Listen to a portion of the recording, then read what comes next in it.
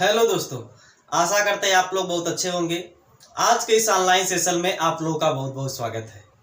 हम लोग BSc first semester के लिए केमिस्ट्री पढ़ रहे हैं। इसके पिछले लेक्चर में हमने सिलेबस के बारे में डिस्कशन किया था, यानी कि आपको बीएससी फर्स्ट सेमेस्टर में फर्स्ट यूनिट में कौन कौन सा सिलेबस आपको पढ़ना है, कौन कौन सी टॉपिक आपको पढ़ना है और कितनी यूनिट में डिवाइड किया गया है। ये आपका जो पेपर होगा कितने नंबर का होगा, कितने नंबर का आपका थ्योरी होगा, कितने नंबर का प्रैक्टिकल होगा, ये सब हमने पिछले क्लास में बता दिया है।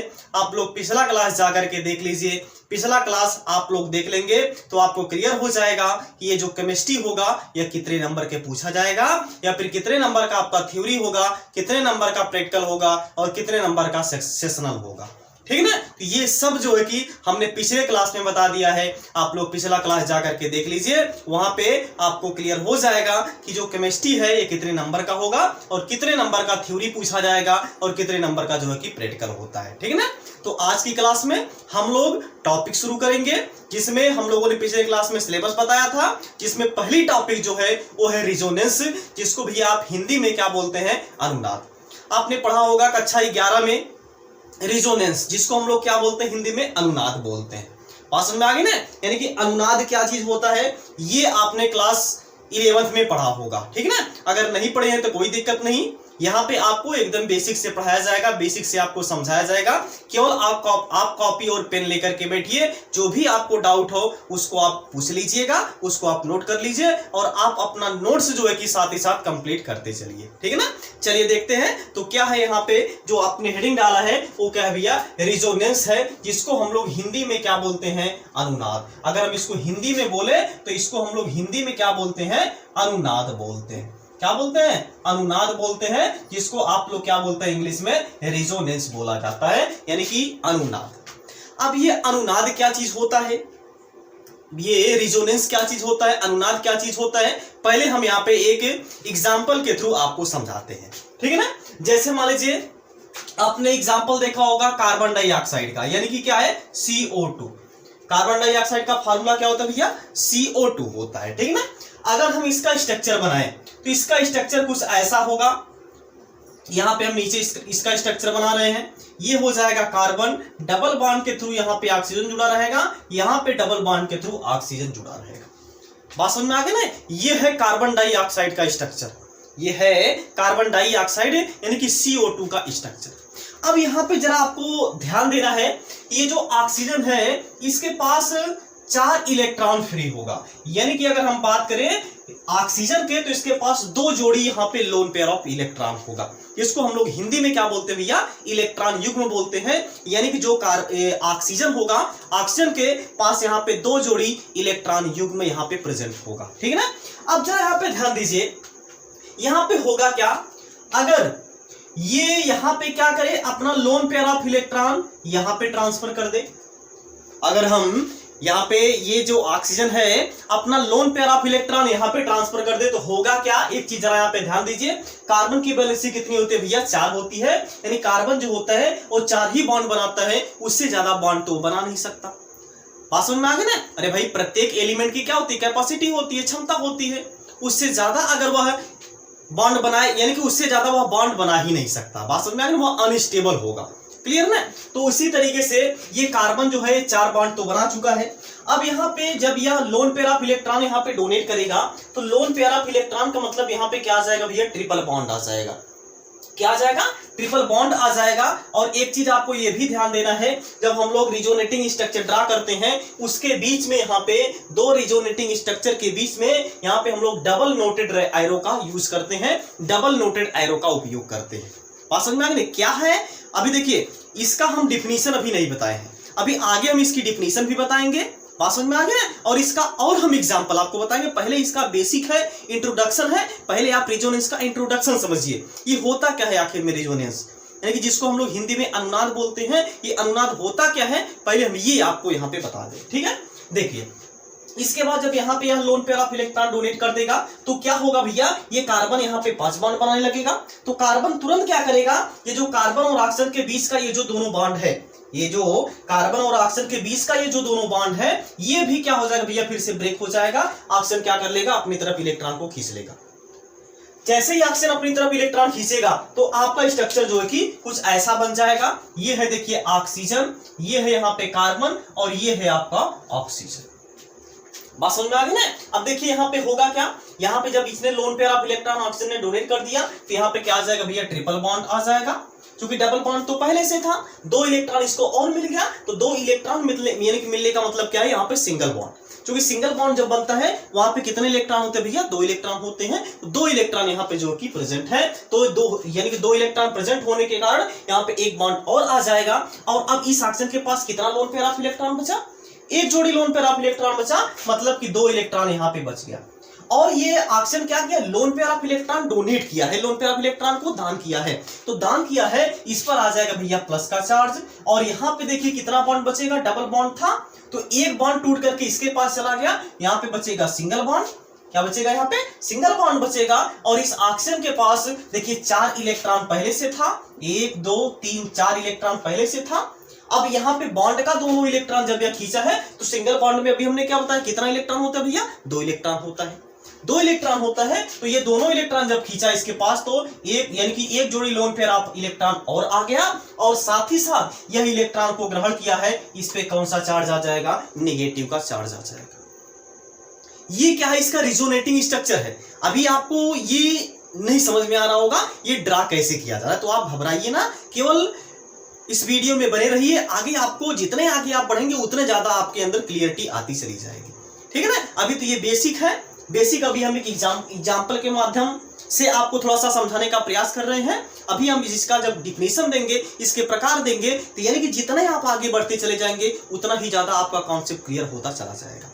बात समझ में आ गई ना। तो चलिए अब हम लोग एक स्ट्रक्चर और इसका हम लोग बना लेते हैं। देखिए क्या हो जाएगा, यहां अगर इसका उल्टा हो जाए, मतलब कि ये वाला ऑक्सीजन क्या करे, इलेक्ट्रॉन इधर डोनेट कर दे।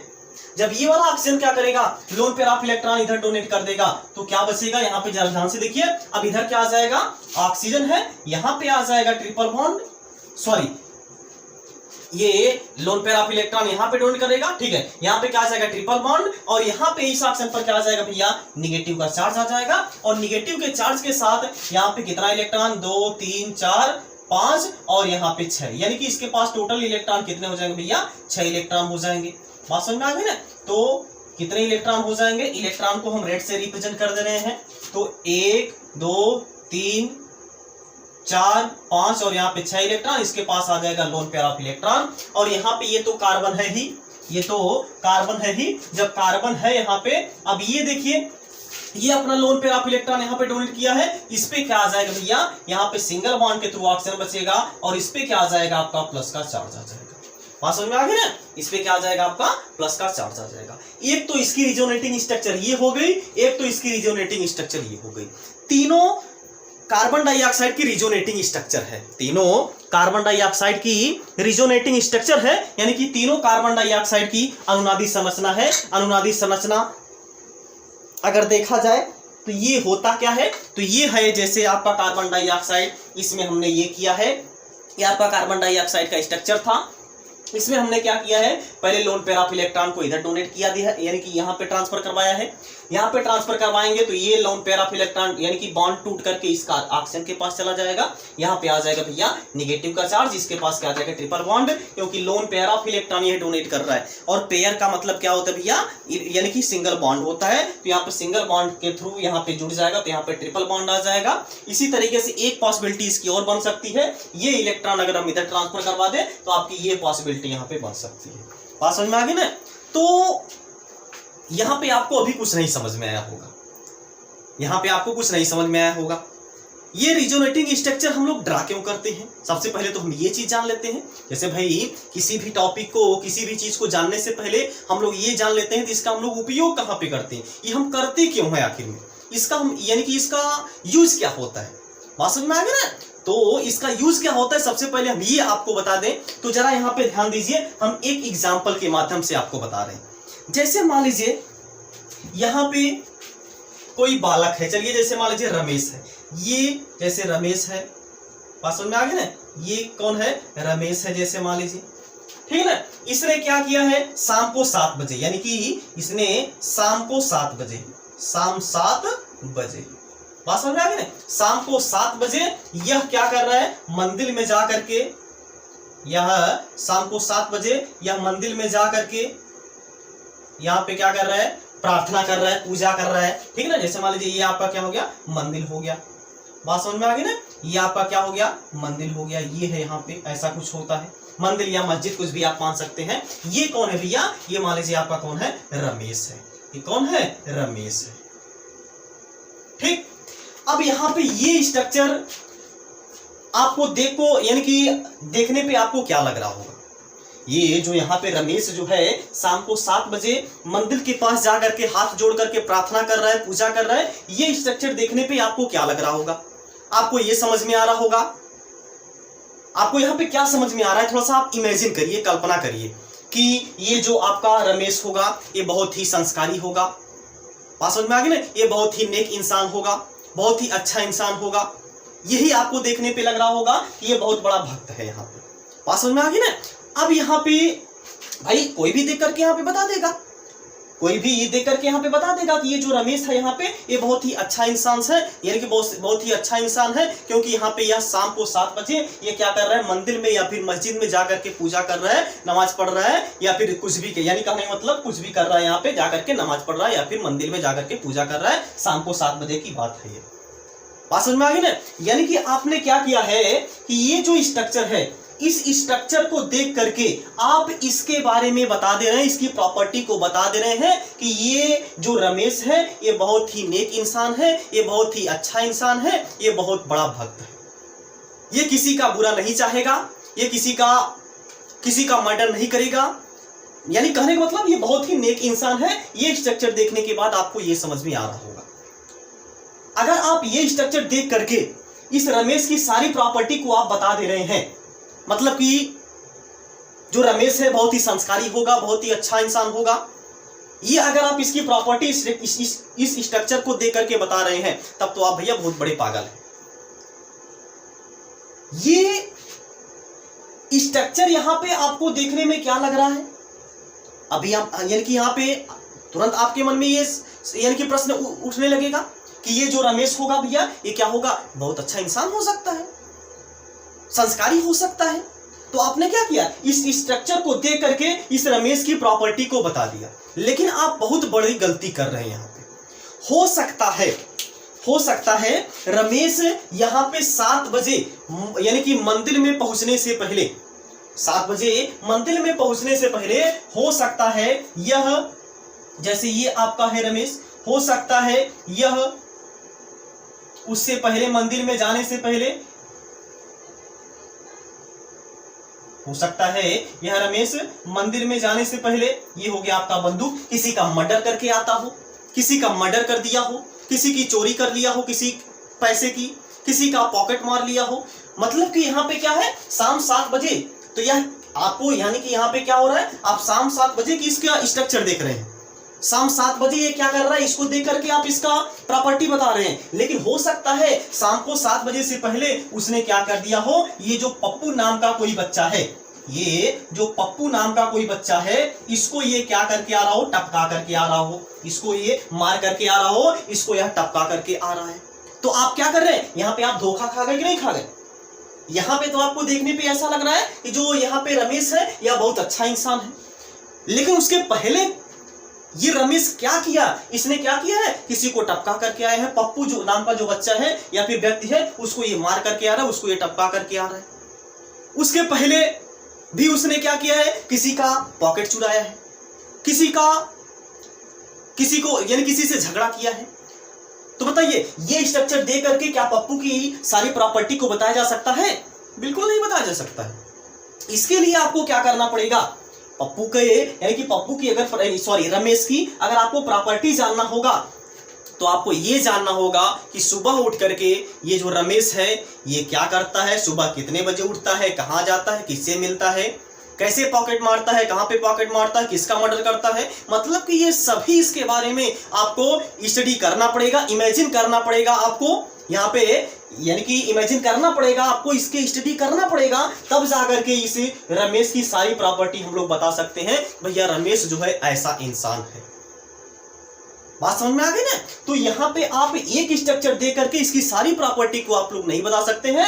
जैसे यहाँ पे शाम 7 बजे आपको देखने पे लग रहा है ये तो मंदिर में पूजा कर रहा है, ये साधु है, बहुत बड़ा साधु है, बहुत बड़ा भक्त है, लेकिन हो सकता हो शाम 7 बजे से पहले 3 बजे या किसी का मर्डर करके आ रहा हो। ये जो पप्पू नाम का बच्चा है इसको यह गोली दाग यानी कि कहने का मतलब इसका मर्डर करके आया हो, इसका मर्डर करके आया है। उससे पहले इसने किसी का पैसा छीना है, छिनैती किया है, गुंडई किया है, किसी को परेशान किया है। मतलब कि ये बहुत सारे काम करने के बाद 7 बजे जो है कि जाकर के मंदिर में बैठ करके पूजा करने लग गया। तो जब पूजा करने लग गया तो आप बता दिए भैया ये बहुत ही नेक इंसान है, बहुत ही अच्छा इंसान है। तो क्या आप ये स्ट्रक्चर दे करके आप इसकी सारी प्रॉपर्टी बता पाए? नहीं बता पाए। इसके लिए आपको क्या करना पड़ा, इसकी सारी यानी कि इसका जो सारा स्ट्रक्चर है ये आपको क्या करना पड़ा, ड्रा करना पड़ा, इसके बारे में देखना पड़ा, इसकी हिस्ट्री पता करना पड़ा, या कितने बजे सो करके उठता है, कब जाता है, कहां यानी कि कब निकलता है घर से, कहां जाता है, किसके साथ रहता है, किसके साथ उठता है, किसके साथ बैठता है, ये सारी प्रॉपर्टी यहाँ पे आप यानी कि ये सारा स्ट्रक्चर जो कि आप जब आप ड्रा कर पाएंगे तब जाकर के इसके बारे में ये जो रमेश है इसका आपको कैरेक्टर बता यानी कि इसका कैरेक्टर आप बता पाएंगे कि ये जो है कि कैसा यानी कि इंसान है। इसकी प्रॉपर्टी आप बता पाएंगे कि ये रमेश नाम का जो बालक है या फिर व्यक्ति है ये कैसा इंसान है। बात समझ में आ गई ना। अब आ जाइए आप एग्जांपल पर। वही सेम टू सेम कहानी होती है ये कंपाउंड की, वही सेम टू सेम कहानी होती है इस कंपाउंड की कि कभी कभी क्या होता है कि एक ही स्ट्रक्चर के द्वारा किसी भी कंपाउंड की सारी प्रॉपर्टी को नहीं बताया जा सकता। कभी कभी क्या होता है कि एक ही कंपाउंड का जो स्ट्रक्चर होता है, एक ही स्ट्रक्चर द्वारा किसी भी कंपाउंड का जो एक ही स्ट्रक्चर होता है उसके द्वारा उसकी सारी प्रॉपर्टी को नहीं बताया जा सकता है। इसके लिए हम लोग क्या करते हैं, हाइपोथेसिस, ये भाई कल्पना है, केवल ये कल्पना है, ये हम लोग हाइपोथेसिस इसकी ये क्या करते हैं, स्ट्रक्चर ड्रा करते हैं। और वही जो हाइपोथेसिस स्ट्रक्चर होता है यही क्या होता है भैया, रिजोनेटिंग स्ट्रक्चर कहलाता है। बात समझ में आ गई ना। यानी कि जब हम किसी भी कंपाउंड की एक ही स्ट्रक्चर द्वारा सभी प्रॉपर्टी को डील नहीं किया जा सकता, सभी प्रॉपर्टी को नहीं स्टडी किया जा सकता, उसके लिए हम लोग क्या करते हैं, उस कंपाउंड का अलग अलग हाइपोथेसिस स्ट्रक्चर ड्रा कर लेते हैं। और यही जो हाइपोथेसिस स्ट्रक्चर होता है, यही जो हाइपोथेसिस स्ट्रक्चर हम लोग ड्रा करते हैं वही स्ट्रक्चर भैया क्या कहलाता है, रिजोनेटिंग स्ट्रक्चर कहलाता है। और ये जो प्रॉपर्टी होती है यही प्रॉपर्टी क्या कहलाती है, रिजोनेंस कहलाती है, जिसको हम लोग हिंदी में क्या बोलते हैं, अनुनाद बोलते हैं। बात समझ में आ गई ना। इतना तो आपको क्लियर हो गया होगा कि रिजोनेंस क्या होता है। यानी कि रिजोनेंस जैसे जब किसी भी कंपाउंड के एक ही स्ट्रक्चर द्वारा सभी प्रॉपर्टी को डील नहीं किया जा सकता है तो हम लोग क्या करते हैं, उस कंपाउंड की अलग अलग हाइपोथेसिस स्ट्रक्चर ड्रा कर लेते हैं जिससे उसकी सारी प्रॉपर्टी को डील किया जा सके। तो यही जो हाइपोथेसिस स्ट्रक्चर होता है यही क्या कहलाता है, रिजोनेटिंग स्ट्रक्चर कहलाता है। और ये जो प्रॉपर्टी होती है यही प्रॉपर्टी क्या कहलाती है भैया, यहाँ पे रिजोनेंस कहलाती है। बात को समझिए, रिजोनेंस क्या है ये आपको क्लियर हो गया होगा। अभी हम इसकी डिफिनीशन भी लिखवा देंगे। लेकिन अब एक चीज आपके दिमाग में ये आ रहा होगा कि ये जो हाइपोथेसिस स्ट्रक्चर है, ये जो आप हाइपोथेसिस स्ट्रक्चर की हम लोग बात कर रहे हैं, क्या आप चाहे जैसी हाइपोथेसिस स्ट्रक्चर ड्रा कर सकते हैं, जैसा आपके मन में आया आप वैसा ही इसका स्ट्रक्चर ड्रा कर सकते हैं। जैसे यही जो हमने बताया अभी, आप ये बता देंगे कि इसके भैया इतने बड़े बड़े कान होते हैं, ये जो आपका रमेश नाम का जो बालक था उसके इतने बड़े बड़े कान होते हैं, इसका एक पूंछ होता है, इसके पास एक पूंछ भी है। क्या ये पॉसिबल है, क्या ये पॉसिबल है, इसके पास इतनी बड़ी बड़ी सींग भी हो सकती है क्या, रमेश के पास नहीं हो सकती है। इसके पास क्या पूंछ हो सकती है, नहीं हो सकती है। अब आप अपने हिसाब से इसको डील करना चाहें तब तो ये नहीं हो सकता। मतलब कि कुछ ना कुछ बाउंडेशन है, ये आपका क्या है, ये आपका गलत है। आप अपने हिसाब से अगर आप डील करना चाहेंगे तो आप डील नहीं कर पाएंगे। उसी तरीके से रिजोनेटिंग स्ट्रक्चर भी होता है, इसका कुछ रूल होता है, आप जैसे चाहें वैसे आपका रिजोनेटिंग स्ट्रक्चर ड्रा नहीं किया जा सकता है। मतलब कि इसका भी कुछ ना कुछ बाउंडेशन होता है, इसका भी कुछ ना कुछ लिमिटेशन होता है। जैसे आपने यहाँ पे ये बोल दिया था कि रमेश के पास इतनी बड़ी बड़ी सींग है, रमेश के पास यहाँ पे एक पूंछ होता है और रमेश के पास जो है कि और कुछ होता है। ये आपने अपने हिसाब से इसका क्या कर लिया, गणना कर लिया। इसको आपने क्या कर लिया, हाइपोथेसिस, एक विचार आपने अपने मन में लेके आया कि ऐसा क्या भी रमेश ऐसा हो भी सकता है। तो भैया क्या ये पॉसिबल है? इम्पॉसिबल है। आपके हिसाब से तो रमेश चलेगा नहीं, आपके हिसाब से तो रमेश होगा कि नहीं, यानी कि रमेश की स्ट्रक्चर तो होगी नहीं। रमेश जो होगा वो आपका नॉर्मल होगा, उसके पास जैसे आप हैं वैसे वो भी होगा, हो सकता है। बात समझ में आ गई ना? तो ये आपका है। तो इसी तरीके से ये कंपाउंड भी है, कंपाउंड की भी कुछ ना कुछ लिमिटेशन होती है। आप अपने आप से उस कंपाउंड का जो स्ट्रक्चर होता है वो ड्रा नहीं कर सकते। बात समझ में आ गई ना? इसकी कुछ बाउंडेशन होती है, इसकी कुछ लिमिटेशन होती है। क्या होती है लिमिटेशन, कैसे होती है, ये हम आगे पढ़ेंगे। तो पहले अब आपको ये क्लियर हो गया होगा कि रिजोनेंस क्या होता है। एक बार फिर से हम इसको बता दें, रिजोनेंस एक ऐसी हाइपोथेसिस स्ट्रक्चर होता है जब किसी कंपाउंड का, जब किसी एक ही कंपाउंड का कि यानी किसी एक ही कंपाउंड के स्ट्रक्चर द्वारा उस कंपाउंड की सारी प्रॉपर्टी को डील नहीं किया जा सकता है, तो हम लोग क्या करते हैं, उस कंपाउंड की हाइपोथेसिस स्ट्रक्चर ड्रा करते हैं, जो क्या करता है उसकी सारी प्रॉपर्टी को डील कर देता है, उसकी सारी प्रॉपर्टी को बता देता है। तो यही जो हाइपोथेसिस स्ट्रक्चर होता है जो हमने ड्रा किया है, वही स्ट्रक्चर क्या कहलाता है, रिजोनेटिंग स्ट्रक्चर कहलाता है। और ये जो इफेक्ट होता है वही क्या कहलाता है, रिजोनेंस कहलाता है या फिर रिजोनेंस इफेक्ट कहलाता है। बात समझ में आ गई ना? इसको आप इसमें कुछ नोट करना हो तो आप इसको नोट कर लीजिए, अन्यथा अब हम इसकी डिफिनीशन आपको बताएं, डिफिनीशन बता करके इसका हम कुछ और एग्जांपल करवाएं ताकि आपका जो कॉन्सेप्ट है वो क्लियर हो जाए। ठीक है ना? इसको आप एक बार स्क्रीनशॉट ले लीजिए या फिर इसको आप नोट कर लीजिए।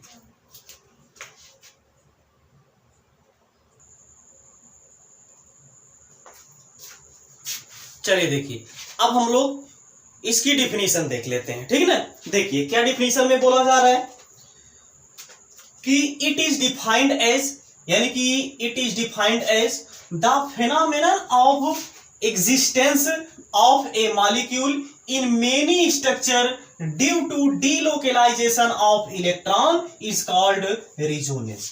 यानी कि क्या बोला जा रहा है, द फेनोमेनन ऑफ यानी कि existence the phenomenon of existence of a molecule in many structure due to delocalization of electron।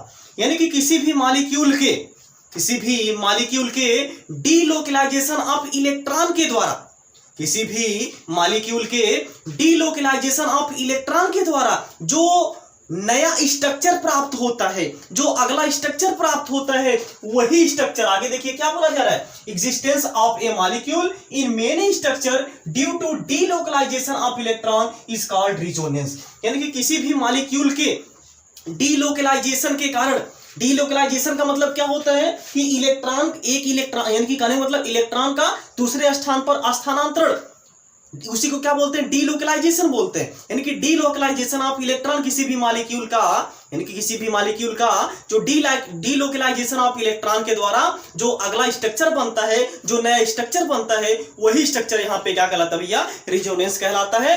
यानी कि या फिर इसको आप क्या बोल सकते हैं, रिजोनेटिंग स्ट्रक्चर बोल सकते हैं। बात समझ में आ गई ना? इसके बाद क्या बोला जा रहा है, these structure are similar in energy bonding. क्या बोला जा रहा है, These structure are similar in energy। यानी कि क्या सिमिलर होता है, यानी कि ये जो रिजोनेटिंग स्ट्रक्चर आपको मिलेगा इसमें क्या क्या सिमिलर होगा, क्या क्या सेम होगा, आपका एनर्जी सेम होगा। यानी कि जितनी एनर्जी पहले स्ट्रक्चर की होगी उतनी ही एनर्जी बाद वाले स्ट्रक्चर की भी होगी, यानी कि सिमिलर इन एनर्जी होगा। इसके बाद बॉन्डिंग जितना बॉन्ड आपका पहले वाले स्ट्रक्चर में है, दूसरा यानी उतना ही बॉन्ड जो है कि आपके अगले वाले स्ट्रक्चर में भी होना चाहिए जो कि आपने रिजोनेटिंग स्ट्रक्चर ड्रा किया है। यानी कि सभी में बॉन्डिंग सेम होनी चाहिए और सभी में एनर्जी का मान भी क्या होनी चाहिए, सेम होनी चाहिए। इसके बाद क्या बोला जा रहा है, and non bonding pair of electron. Non bonding मतलब लोन पेयर ऑफ इलेक्ट्रॉन। क्या क्या सेम होना चाहिए, आपकी एनर्जी भी सेम होनी चाहिए, बॉन्डिंग सेम होनी चाहिए, मतलब जितना बॉन्ड आपका पहले वाले स्ट्रक्चर में है उतना ही बॉन्ड आपका दूसरे वाले स्ट्रक्चर में भी होना चाहिए।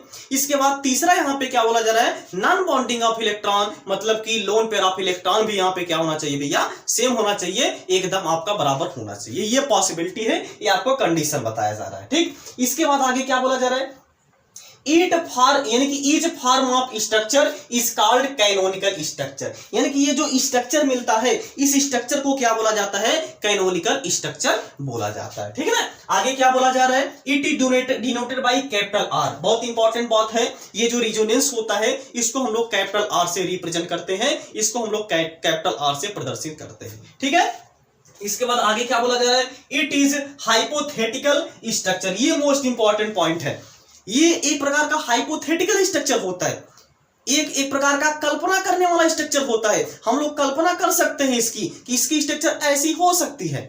जैसे अभी पप्पू के बारे में आपने सोच लिया था कि पप्पू के पास एक सिंग भी होती है, उसी तरीके से तो आपने सिंग का मतलब क्या है, किसी के पास सिंग होती है क्या, नहीं होती है, वो केवल हाइपोथेसिस यानी कि स्ट्रक्चर है, केवल हम कल्पना कर सकते हैं। उसी तरीके से ये हाइपोथेटिकल स्ट्रक्चर होता है, इसकी हम लोग केवल कल्पना कर सकते हैं कि यहाँ पे ये डीलोकलाइजेशन ऑफ इलेक्ट्रॉन होता है, इसके थ्रू आपका कोई नया स्ट्रक्चर बनता है, तो ये जो नया स्ट्रक्चर बनता है वही स्ट्रक्चर क्या कहलाता है, रिजोनेटिंग स्ट्रक्चर कहलाता है, और ये जो प्रॉपर्टी होती है ये क्या कहलाती है भैया, रिजोनेंस कहलाती है। क्लियर ना, इसका अब हम लोग एक आठ एग्जांपल ले लेते हैं, लेकिन उससे पहले आप लोग एक काम करिए, इसका आप एक बार स्क्रीनशॉट ले लीजिए। ठीक है, हो गया। चलिए अब हम लोग यहीं पे एग्जाम्पल भी आपको बता देते हैं, इसका एग्जाम्पल क्या है, जैसे अभी हमने एग्जाम्पल तो एक तो बता ही दिया था, कार्बन डाइऑक्साइड का एग्जाम्पल तो हमने बता ही दिया था, एक एग्जाम्पल हम यहाँ पे और बता देना चाहते हैं कि आपका एग्जाम्पल जैसे ये मान लीजिए है CH2 double bond CH single bond CH double bond, ये है आपका CH2।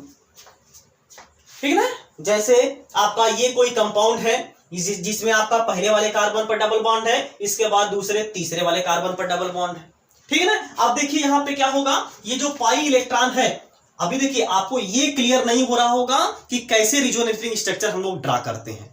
ठीक है ना, आप आगे अगली वाली क्लास में आपका क्लियर हो जाएगा कि आपका रिजोनेटिंग स्ट्रक्चर कैसे ड्रा किया जाता है। आप कोई भी कंपाउंड देखेंगे उसका आप रिजोनेटिंग स्ट्रक्चर बना सकते हैं, आपको कोई भी प्रॉब्लम नहीं होगी, आपको कोई भी समस्या नहीं होगी। लेकिन आपको क्या करना होगा, शुरू से अंत तक हमारे क्लास के माध्यम से आपको जुड़ना होगा।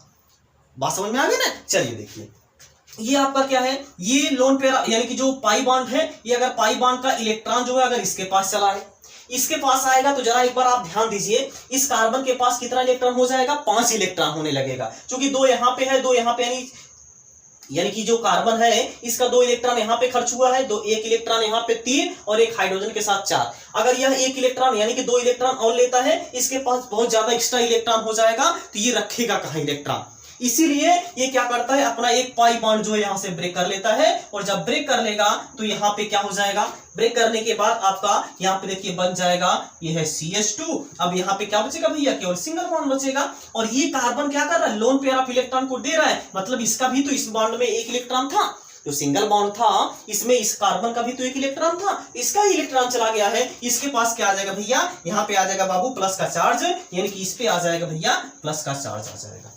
ठीक है, इसके बाद ये यहाँ पे क्या आ जाएगा, CH है, और यहाँ पे हो जाएगा CH। अब यहाँ पे देखिए क्या आ जाएगा, डबल बॉन्ड। एक डबल बॉन्ड को हम थोड़ा सा रेड से दिखा दें ताकि आपको क्लियर हो कि कौन सा डबल बॉन्ड यहाँ पे फॉर्म हो रहा है, कौन सा डबल बॉन्ड यहाँ पे बन रहा है। यहाँ पे आ जाएगा डबल बॉन्ड, इसके बाद फिर ये आपका CH है। अब देखिए जब ये वाला टूट करके यहाँ पे चला गया, इसके पास सिंगल बॉन्ड हो जाएगा, ये हो जाएगा CH2। लेकिन अब यहाँ पे जरा ध्यान दीजिए, ये बॉन्ड का इलेक्ट्रॉन किसके पास चला गया भैया, इस वाले कार्बन के पास चला गया है, तो यहाँ पे क्या आ जाएगा, लोन पेयर के साथ नेगेटिव का चार्ज आ जाएगा, यानी कि ये यहाँ पे ये दोनों स्ट्रक्चर जो आपका फर्स्ट है और स्ट्रक्चर जो आपका सेकंड है, ये दोनों स्ट्रक्चर यहाँ पे क्या है, रिजोनेटिंग स्ट्रक्चर है।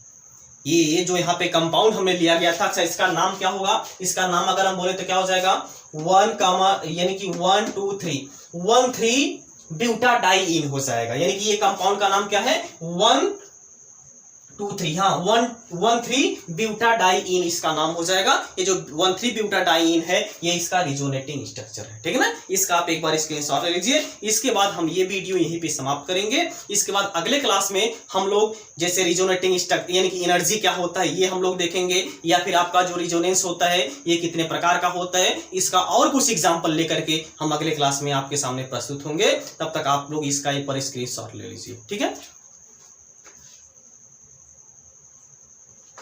हो गया, ओके। तो आज की क्लास हम यहीं पे समाप्त करेंगे। तो ये जो क्लास है अगर इसमें आपको कोई भी डाउट है या फिर कोई भी टॉपिक आपको नहीं समझ में आता है केमिस्ट्री में, पूरी केमिस्ट्री की हम बात कर रहे हैं, तो आप लोग कमेंट बॉक्स के माध्यम से पूछ सकते हैं। कमेंट कर दीजिएगा कि सर ये टॉपिक पे आप वीडियो बना दीजिए, हम वो टॉपिक पे आपको वीडियो प्रोवाइड करवा देंगे। बशर्ते केवल आप लोग जहाँ पे भी रहिए या खूब मेहनत से पढ़िए, खूब मेहनत करिए, खूब मेहनत से पढ़ाई करिए। और इसी के साथ ही अब हम लोग मिलते हैं नेक्स्ट क्लास में। तब तक आप लोग जहाँ भी रहिए स्वस्थ रहिए, मस्त रहिए और अपने माता पिता का ख्याल रखिए। जय हिंद, जय भारत।